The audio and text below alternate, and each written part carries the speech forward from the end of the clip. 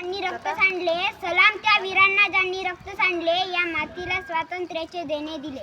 आज 80 वर्षे झाली तो तिरंगा फडकत आहे. चला त्या स्वप्नांना पुन्हा जागृत करूया आणि एक मजबूत भारताची निर्मिती करूया.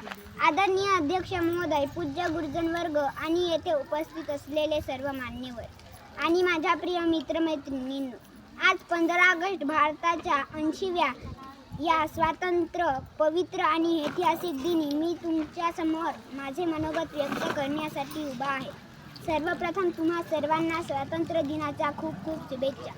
आजचा दिवस हा प्रत्येक भारतीयांच्या मनात देशभक्तीची भावना जागृत करणारा आणि आपल्या स्वातंत्र्य सैनिकांच्या त्याग व बलिदानाची आठवण करून देणारा दिवस आहे.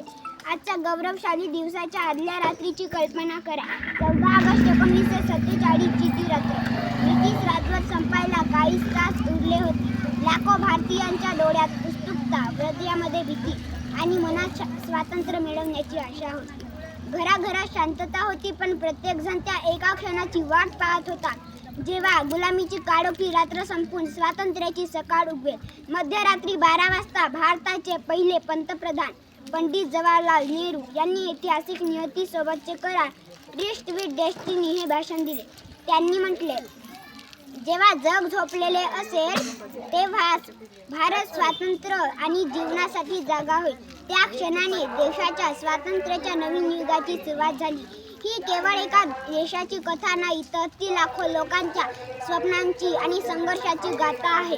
जवळपास 200 वर्षापूर्वी ब्रिटिश भारतात व्यापारी म्हणून आले. सुरुवातीला त्यांनी ईस्ट इंडिया या कंपनीच्या माध्यमातून व्यापार सुरू केला, पण हळूहळू त्यांनी सत्ता वाढवली आणि आपल्या देशावर राज्य करण्यास सुरुवात केली. आपल्याच देशात आपल्याच लोकांवर त्यांनी अत्याचार केला.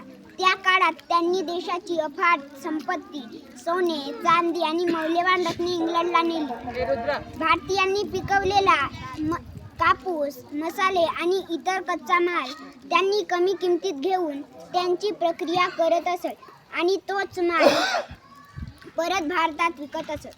याचमुळे आपले स्वदेशी उद्योग जसे की हातमाग, हस्तकला पूर्णपणे नष्ट झाले आणि भारतीय अर्थव्यवस्था कमकुवत झाली. याच अन्यायाच्या विरोधात भारत मातेच्या वीरपुत्रांनी स्वातंत्र्याची ज्योत पेटवली. 15 ऑगस्ट 1947 रोजी आपल्याला स्वातंत्र्य मिळाले खरे, पण त्याची एक मोठी किंमत चुकवावी लागली. देशाची फाळणी झाली आणि या फाळणीच्या वेदना आजही अनेकांच्या मनात ताज्या आहेत. लाखो लोकांनी आपले घर, कुटुंब व जीव गमावले. तरीही या संकटातून बाहेर पडून आपल्याला एक मजबूत आणि लोकशाही राष्ट्र म्हणून उभे राहिलो. हीच तर आपली खरी ताकद आहे. आपल्याला स्वातंत्र्य सहज मिळालेले नाही, तर त्यासाठी अनेक पिढ्यांनी केलेला संघर्ष आणि लाखो स्वातंत्र्य सैनिकांचा बलिदान कारणीभूत आहे.